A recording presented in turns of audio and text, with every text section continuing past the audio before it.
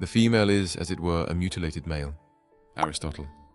They told you women were divine, that their hearts were made of warmth and healing, that they loved deeper, purer, softer, that they were the answer to your chaos, the balm to your ache. And you believed it. Because everyone did. Because from the first stories you heard as a boy, she was the prize, the angel, the mother, the muse. And you, what were you? The chaser, the protector, the fool on his knees offering himself in exchange for closeness. But what if that idea, that myth you were raised on, was not just false but designed to blind you? What if women are not angels? What if the woman you love is not a mirror of your missing piece, but a mirror of your misunderstanding? Aristotle didn't romanticize it. He didn't wrap womanhood in poetry. He looked at nature with no filter, no myth, no mercy. And what he saw shook the foundation of the fairy tale.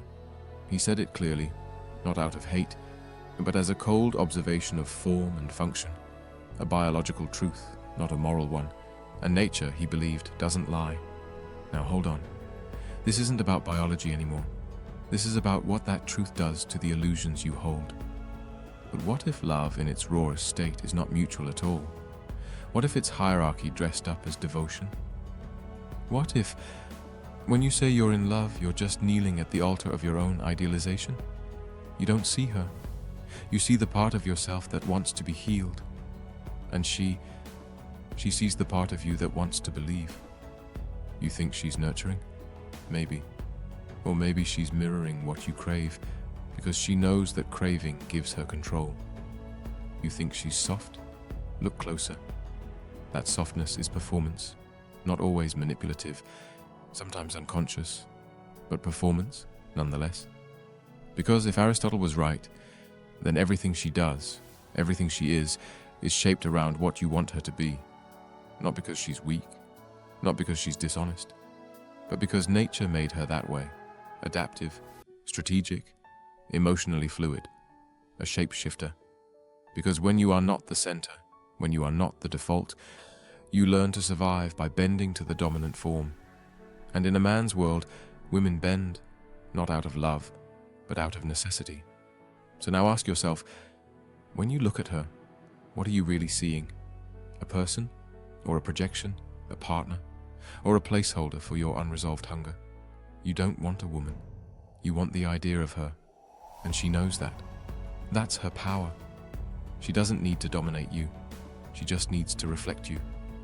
And once she does, once she becomes the echo chamber for your emotional fantasy, you fall. You surrender. Not because she is powerful, but because you gave her that power. Not because she's divine, but because you're lost. And once you've surrendered, once you've handed over your identity in exchange for that reflection, what remains of you? You think you're loving. You think you're giving. But really, you're bargaining.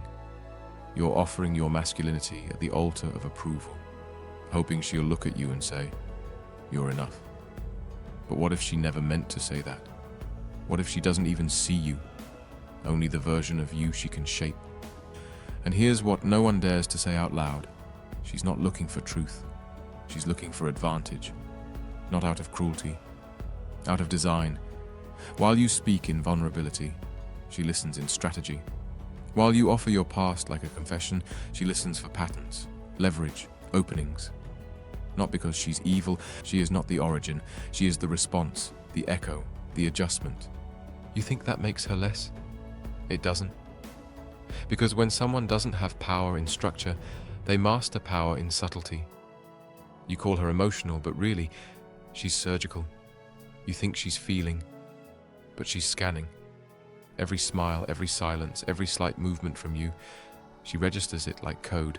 She had to master one thing: how to become indispensable to the very man who unknowingly fears her difference. And that's what you don't see, that your love isn't love, it's dependency. And her love is not care, it's calibration. She doesn't need to overpower you, she just needs to become essential. The voice you hear in your head before you make a decision, the comfort you crave after you fall, the approval you chase like oxygen. And you call that romance? That's obedience, wrapped in poetry. But don't blame her. She didn't create this game. She learned it. She mastered it. Because when men were building systems, women were building survival. You conquered the outer world with war and steel. She conquered the inner world with softness and suggestion, not because she was weak, but because she was watching, learning, adapting. She doesn't want to dominate your body. She wants to occupy your mind. And she does. She lives in your hunger. She lives in your guilt. She lives in your need to be wanted. That's not love. That's control so refined you call it chemistry. So invisible you call it fate. But fate doesn't track your flaws. She does. She remembers what makes you feel small. She remembers how you talk when you're unsure. She learns your rhythm, your volume, your vocabulary. Because every detail you offer is another doorway into your self-worth. You thought she was fragile. She's not. She's a tactician. You thought she needed protection. She doesn't. She needed proximity. You thought she was waiting for you. She was watching you, watching how much of yourself you're willing to give away in exchange for the idea of being loved. And once she sees that weakness, you are no longer a man in her eyes. You are a resource, a means, not to hurt you, but to center herself. And that means she doesn't move toward you. She moves around you. She flows. She adapts. She doesn't demand power. She becomes the thing power needs. That's not love. That's evolution. And evolution doesn't care about your feelings. So here you are, worshipping softness, kneeling before strategy, and still wondering why you feel so hollow. Why you give and still feel unseen. It's because you're not loving a woman. You're loving the story you wrote about her. And the tragedy is, she knows it. She knows it and she plays it. Because the story benefits her more than the truth ever could. Why would she correct your illusion when it hands her influence without confrontation? Why would she dismantle the pedestal you built when that pedestal lets her rule without being seen as a ruler? You call her mystery. You call her feminine. You say she's hard to understand. But there's nothing mysterious about it. You just don't want to see the clarity hiding behind the comfort. She is not hiding. You're just refusing to look. Because the moment you admit that her kindness might be calculation, that her tenderness might be a tool, that her affection might be a mirror, not of your worth, but of her will, you'll have to admit something else. That the version of you she reflects is a lie you needed more than you ever needed love. She doesn't need to deceive you with words. You've already deceived yourself with meaning. She simply adapts to the role you cast her in. And when she no longer needs you, when the utility ends, when your usefulness expires, the role ends too. And then you say she changed, that she stopped loving you, that she grew cold. But maybe she didn't change. Maybe she just stopped pretending. Maybe she just stopped feeding the version of herself that kept you emotionally obedient. And here you are, confused, broken. Not because she left, but because your reflection left with her. You didn't lose love. You lost the part of yourself that only existed through her approval, and now you're empty, because you were never whole to begin with. You were a man stitched together by the attention of a woman who knew exactly how to give just enough to keep you chasing, and just little enough to keep you insecure. That's not her fault, that's yours, because you built your self-worth around her gaze, and when she stopped looking, your identity collapsed. Aristotle wasn't trying to attack women. He was describing nature. But you can't stand that kind of clarity. You'd rather be seduced than confronted. You'd rather be needed than be real.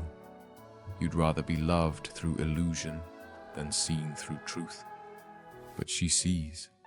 She always saw. She saw how badly you needed her to be perfect, how desperately you wanted to be enough, and she used it. Not maliciously, but instinctively. Because when you're the imperfect man, as Aristotle would say, when your form is reaction, not creation, your strength becomes the mastery of perception. You must learn how to manipulate attention, how to provoke emotion, how to center yourself through his vulnerability. And when you do it well, he won't even notice. He'll call it fate. He'll call it magic. He'll call it love. But it's not magic. It's measurement. She is not mysterious. She's meticulous. Every pause, every tear, every gesture. It's not random. It's deliberate. She's not emotionally lost. She's emotionally literate. She knows the grammar of your heart better than you do. And she edits you, silently, strategically, until you're speaking her script without realizing you forgot your own. And this is where men break. This is where the illusion becomes unbearable. Because at some point, the cracks start showing. The pedestal begins to wobble. You start noticing that she doesn't admire you, she manages you. That she doesn't uplift you, she rearranges you. And when you resist, when you reclaim, when you say no, she pulls back. Not because she's hurt, but because control has slipped. And without control, there is no leverage. And without leverage, there is no intimacy. Because in her world, intimacy is not connection, it's choreography. And you've been dancing to her rhythm without even knowing the music was hers. You danced because it felt like love, because it felt familiar, because the myth of her grace wrapped itself around your loneliness like silk around skin. But it wasn't grace, it was gravity. You didn't fall in love, you fell into orbit, around her moods, around her needs, around her silence, around her reactions. And you thought that meant closeness. But closeness without clarity is just captivity. And you've been captive so long you've mistaken the cage for connection. You used to have edges, opinions, direction, but now you find yourself hesitating, censoring, folding yourself into versions that won't upset her. You say it's because you love her. But real love doesn't ask for self-erasure. Real love doesn't punish authenticity. And if the cost of her affection is your voice, your will, your spine, then what you have is not a relationship. It's a rehearsal for obedience. And still, you defend her. Still, you tell yourself she's just misunderstood, that she's complicated, that she's been hurt. But maybe the real truth, the one that burns quietly beneath your rationalizations, is that she's not confused at all. She's clear, crystal clear. She knows what she's doing. She knows what she wants. And she knows exactly what part of you she has to touch to get it. You think she's emotionally raw? She's emotionally precise. You think she's overwhelmed? She's calculating. Every outburst, every breakdown, every retreat, those aren't weaknesses. They're tools. Because in a system where the male is power and the female is deviation, the only way to win is to make him hand over his power willingly. And you did. You gave it up like a gift, thinking it made you noble. But it didn't. It made you predictable. Predictable men are easy to break. So when she pushes your buttons, it's not by accident. She's been mapping those buttons since day one. Every compliment, a probe, every "I love how honest you are," a calibration. She doesn't want your soul. She wants your pattern, because once she knows it, she owns it. And the moment she owns it, she owns you. And you call that intimacy. But that's not intimacy. That's influence masquerading as love. And here's the deepest betrayal, the one you won't speak of, the part of you that knows she doesn't admire you, that behind her eyes, she's not looking at a man, she's looking at a project, that your strength isn't admired, it's tolerated, that your vulnerability isn't honored, it's archived, stored, for later, for when it's useful. You think she's nurturing your wounds, but really, she's memorizing them, because whoever knows where it hurts controls when it hurts. And so you stay silent, because speaking up would mean destroying the fantasy. Because the only thing scarier than losing her is realizing she was never yours to begin with, that you were hers, that the pedestal was never a tribute, it was a stage, and you were performing the whole time. Aristotle didn't write that women are malicious. The realization that you've never really seen her, only her reflection in your desire, only the version she performed, the version that matched your wounds. And now that the performance is over, now that the illusion is cracking, you're not grieving her. You're grieving the man you pretended to be in her presence. But he was never real. He was never whole. He was the mask you wore to win a woman who never showed you her real face. And now the mask is gone. Her performance is over. The illusion has collapsed. And you're standing in the ruins, not of love, but of your own delusion. The dream that a woman could complete you, that her affection could redeem you, that her presence could define your worth.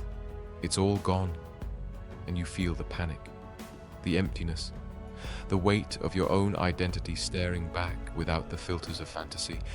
But this is not the end. This is the beginning. Because now, finally, you're forced to ask the question you've spent your whole life avoiding. Who are you without her? Without the emotional training wheels, without the praise, without the role you played to feel valuable, what remains? And if the answer is silence, then that silence is your truth.